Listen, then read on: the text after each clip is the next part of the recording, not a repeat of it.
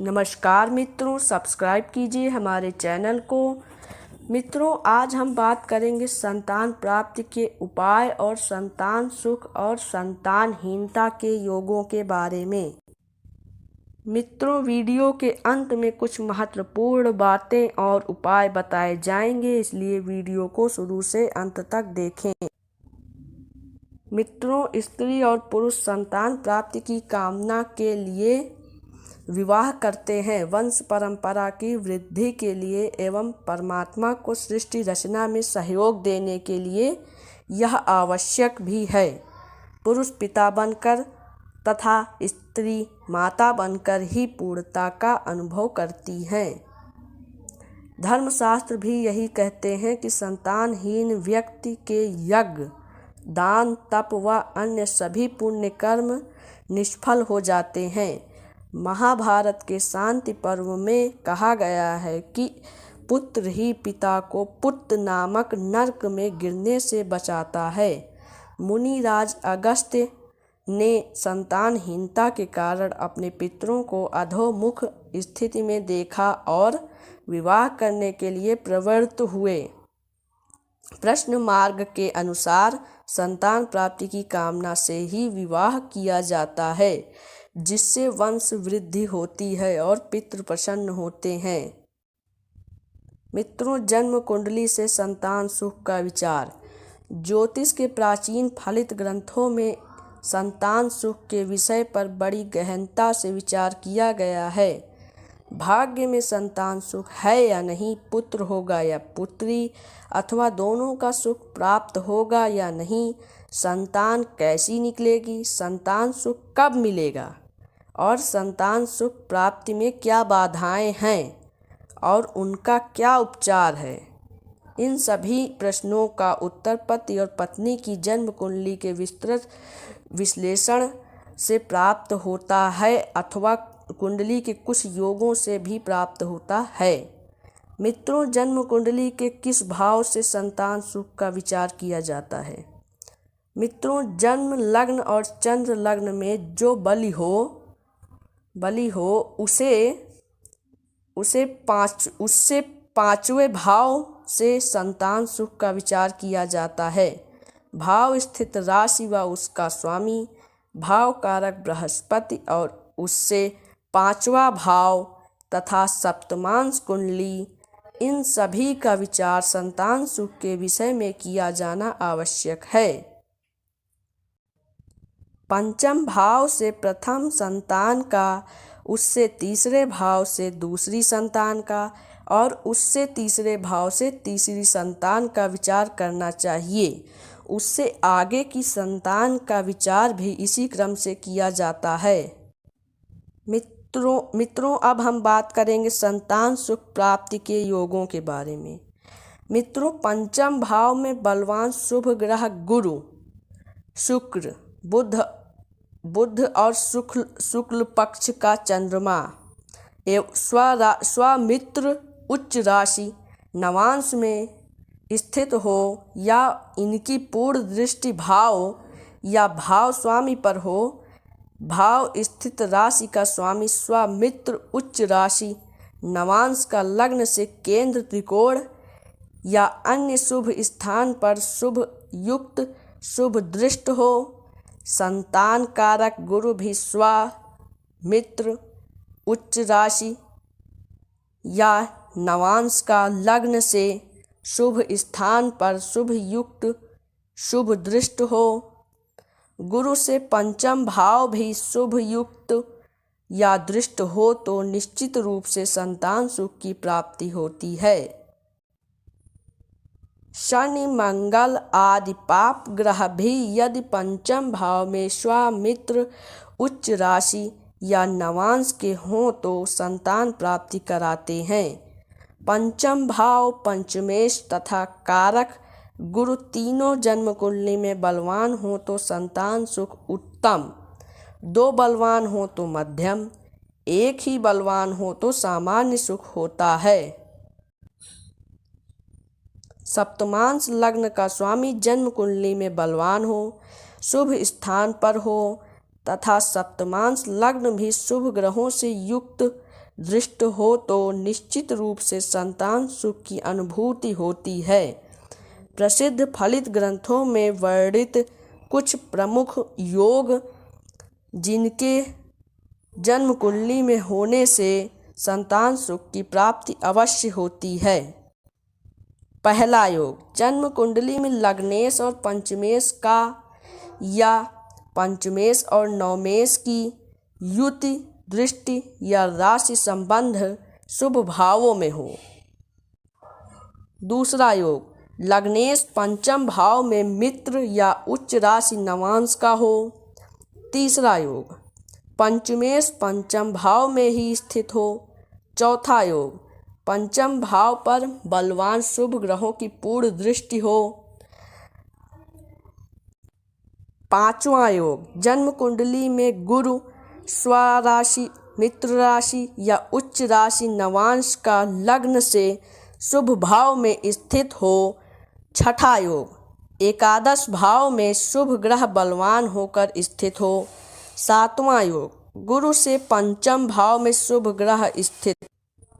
आठवां योग, गुरु के अष्टक वर्ग में पंचम स्थान में बलवान ग्रहों द्वारा प्रदत्त 5 या अधिक शुभ बिंदु हों। नवां योग, सप्तमांश लग्न का स्वामी बलवान होकर जन्म कुंडली में शुभ भाव में स्थित हो। मित्रों, अब बात करेंगे संतान सुख हीनता के योगों के बारे में। मित्रों, लग्न एवं चंद्रमा से पंचम भाव में निर्बल पाप ग्रह अस्त या शत्रु या नीच राशि नवांश में स्थित हो। पंचम भाव पाप कर्तरी योग से पीड़ित हो। पंचमेश और गुरु अस्त शत्रु नीच राशि नवांश में लग्न से 6, 8, 12वें भाव में स्थित हो। गुरु से पंचम में पाप ग्रह हो। षष्ठेश, अष्टमेश या द्वादशेश का संबंध पंचम भाव या उसके स्वामी से होता हो। सप्तमांश लग्न का स्वामी जन्म कुंडली में 6, 8, 12वें भाव में अस्त शत्रु या नीच राशि नवांश में स्थित हो तो संतान प्राप्ति में बाधा होती है। जितने अधिक कुयोग होंगे उतनी ही अधिक कठिनाई संतान प्राप्ति में होगी। पंचम भाव में अल्पसुत राशि वृष, सिंह, कन्या, वृश्चिक हो तथा उपरोक्त योगों में से कोई योग भी घटित होता हो तो कठिनता से संतान होती है। गुरु के अष्टक वर्ग में गुरु से पंचम स्थान शुभ बिंदु से रहित हो तो संतानहीनता होती है। अथवा सप्तमेश निर्बल होकर पंचम भाव में हो तो संतान प्राप्ति में बाधा होती है। गुरु, लग्नेश, पंचमेश, सप्तमेश चारों ही बलवान हो तो अनपत्यता होती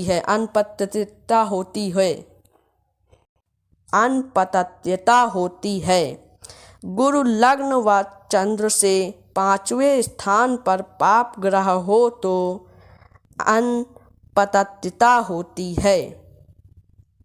पुत्रेश पाप ग्रहों के मध्य हो तथा पुत्र स्थान पर पाप ग्रह हो, शुभ ग्रह की दृष्टि न हो तो अनपत्यता होती है। मित्रों, अब बात करेंगे पुत्र या पुत्री योग के बारे में। मित्रों, सूर्य, मंगल, गुरु पुरुष ग्रह हैं। शुक्र, चंद्र स्त्री ग्रह हैं। बुध और शनि नपुंसक ग्रह हैं। संतान योग कारक पुरुष ग्रह होने पर पुत्र तथा स्त्री ग्रह होने पर पुत्री का सुख मिलता है।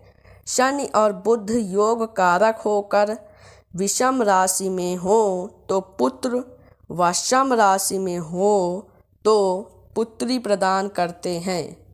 सप्तमांशेष पुरुष ग्रह हो तो पुत्र तथा स्त्री ग्रह हो तो कन्या संतति का सुख मिलता है। गुरु के अष्टक वर्ग में होने से गुरु से 5वें स्थान पर पुरुष ग्रह बिंदुदायक हो तो पुत्र, स्त्री ग्रह बिंदुदायक हो तो पुत्री का सुख प्राप्त होता है। पुरुष और स्त्री ग्रह दोनों ही योग कारक हो तो पुत्र व पुत्री दोनों का ही सुख प्राप्त होता है। पंचम भाव तथा पंचमेश पुरुष ग्रह के वर्गों में हो तो पुत्र व स्त्री ग्रह के वर्गों में हो तो कन्या संतति की प्रधानता रहती है। मित्रों, अब बात करते हैं संतान प्राप्ति के उपायों के बारे में। मित्रों, सूर्य संतान प्राप्ति में बाधक है तो कारण पितृ पीड़ा है। पितृ शांति के लिए गया जी में पिंड दान कराएं। मित्रों, चंद्र संतान प्राप्ति में बाधक है तो कारण मामा का शाप।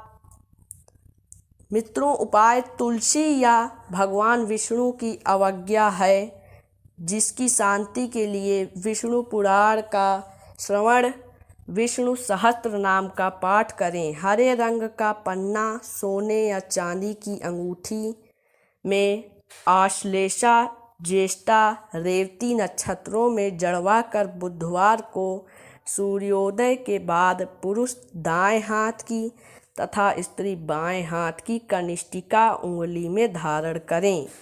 धारण करने से पहले ओम ब्राम ब्रीम ब्रों संघ संघ बुद्धाय नमः मंत्र के उच्चारण से इसमें ग्रह प्रतिष्ठा करके धूप, दीप, लाल पुष्प, गुड़, अक्षत आदि से पूजा कर लें। बुधवार के नमक रहित व्रत रखें। ओम ब्राम ब्रीम ब्रों संघ बुद्धाय नमः मंत्र का जाप करें। बुधवार को कपूर, घी, खांड, हरे रंग का वस्त्र और फल, कांसे का पात्र, साबुत मूंग इत्यादि का दान करें। तुलसी को जल व दीप दान करना भी शुभ रहता है। मित्रों, अब बात करते हैं बृहस्पति संतान प्राप्ति में बाधक है तो कारण गुरु, ब्राह्मण का शाप या फलदार वृक्ष को काटना है, जिसकी शांति के लिए पीत रंग का पुखराज सोने या चांदी की अंगूठी में भाद्रपद नक्षत्र में जड़वा कर गुरुवार को सूर्योदय के बाद पुरुष दाएं हाथ की तथा स्त्री बाएं हाथ की तर्जनी उंगली में धारण करें। धारण करने से पहले ओम ग्राम ग्रीम ग्रौं संघ गुरुवे नमः मंत्र के उच्चारण से इसमें ग्रह प्रतिष्ठा करके धूप, दीप, पीले पुष्प, हल्दी, अक्षत आदि से पूजन कर लें। पुखराज की सामर्थ्य न हो तो उपरत्न, सुनैला या पीला जरकन भी धारण कर सकते हैं। केले की जड़ गुरु पुष्य योग में धारण करें। गुरुवार के नमक रहित व्रत रखें। ओम ग्राम ग्रीम ग्रौं संघ गुरुवे नमः मंत्र का जाप करें। गुरुवार को घी, हल्दी, चने की दाल, बेसन, पपीता, पीत रंग का वस्त्र, स्वर्ण इत्यादि का दान करें। फलदार पेड़ सार्वजनिक स्थल पर लगाने से या ब्राह्मण विद्यार्थी को भोजन कराकर दक्षिणा देने और गुरु की पूजा सत्कार से भी बृहस्पति प्रसन्न होकर शुभ फल देते हैं। मित्रों, अब बात करते हैं शुक्र संतान प्राप्ति में बाधक है तो कारण ब्राह्मण किसी साध्वी स्त्री को कष्ट देना या पुष्प युक्त पौधों को काटना है, जिसकी शांति के लिए गौदान, ब्राह्मण दंपति को वस्त्र, फल आदि का दान, श्वेत रंग का हीरा या चांदी की अंगूठी में पूर्व फागुनी, पूर्वाषाढ़ व भरणी नक्षत्रों में जड़वा कर शुक्रवार को सूर्योदय के बाद पुरुष दाएं हाथ की तथा स्त्री बाएं हाथ की मध्यमा उंगली में धारण करें। धारण करने से पहले ओम द्राम द्रीम द्रौं संघ शुक्राय नमः मंत्र का उच्चारण करने से इस ग्रह में प्रतिष्ठा करके धूप दीप श्वेत पुष्प अक्षत आदि से पूजन कर। हीरे की सामर्थ्य न हो तो उपरत्न श्वेत जरकन भी धारण कर सकते हैं। शुक्रवार के नमक रहित व्रत रखें। ओम द्राम द्रीम द्रौं संघ शुक्राय नमः मंत्र का जाप करें। शुक्रवार को आटा चावल दूध दही मिश्री श्वेत चंदन इत्र श्वेत रंग का वस्त्र चांद इत्यादि का दान करें। शनि संतान प्राप्ति में बाधक है तो कारण पीपल का वृक्ष काटना या प्रेत बाधा है, जिसकी शांति के लिए पीपल के पेड़ लगवाएं। रुद्राभिषेक करें। शनि की लोहे की मूर्ति तेल में डालकर दान करें। नीलम लोहे या सोने की अंगूठी में पुष्य अनुराधा उत्तरा भाद्रपद नक्षत्रों में जड़वाकर शनिवार को सूर्यास्त के बाद पुरुष दाएं हाथ की तथा स्त्री बाएं हाथ की मध्यमा उंगली में धारण करें। धारण करने से पहले ओम प्राम प्रीम प्रौ संघ शनिये नमः के मंत्र का जाप करें। इसमें ग्रह प्रतिष्ठा करके धूप दीप नीले पुष्प काले तिल व अक्षत आदि से पूजन कर लें। राहु संतान प्राप्ति में बाधक है तो कारण सर्प साप है, जिसकी शांति के लिए नाग पंचमी में नाग पूजा करें। गोमेद धातु की अंगूठी में आद्रा स्वाति या शतभिषा नक्षत्र में जड़वा कर शनिवार को सूर्यास्त के बाद पुरुष दाएं हाथ की तथा स्त्री बाएं हाथ की मध्यमा उंगली में धारण करें। धारण करने से पहले ओम भ्राम भ्रीम भ्रौं संघ राहवे नमः के मंत्र का उच्चारण करें। इससे ग्रह प्रतिष्ठा करके धूप दीप नीले पुष्प काले तिल व अक्षत आदि से पूजन कर लें। रांगे का छल्ला धारण करना भी शुभ रहता है। ओम भ्राम भ्रीम भ्रौं संघ राहवे नमः के मंत्र का जाप करें। शनिवार को काले उड़द तिल तेल लोहा नारियल रांगे की मछली नीले रंग का वस्त्र इत्यादि का दान करें। मछलियों को चारा देना भी राहु शांति का श्रेष्ठ उपाय है। केतु संतान प्राप्ति में बाधक है तो कारण ब्राह्मण को कष्ट देना है, जिसकी शांति के लिए ब्राह्मण का सत्कार करें। सतनाजा व नारियल का दान करें और ओम केतुए नमः के मंत्र का जाप करें। संतान बाधा दूर करने के कुछ शास्त्रीय उपाय। पुरुष बाएं हाथ की तथा स्त्री दाएं हाथ की तर्जनी में गुरु रत्न पुखराज स्वर्ण में विधिवत धारण करें। संतान गोपाल स्तोत्र का जाप करें। संतान गणपति स्तोत्र का भी जाप कर सकते हैं। संतान कामेश्वरी प्रयोग करें। मित्रों, आज की इस वीडियो में बस इतना ही। वीडियो अच्छी लगी हो तो लाइक कीजिए, शेयर कीजिए, कमेंट कीजिए और हमारे चैनल को सब्सक्राइब कीजिए। मित्रों, आपका विवाह कब होगा, कहाँ होगा, किससे होगा, अगर यह जानकारी आप पाना चाहते हैं तो आपको डिस्क्रिप्शन बॉक्स पर वीडियो की लिंक मिल जाएगी। विदेश यात्रा के योग जानने के लिए भी डिस्क्रिप्शन चेक करें।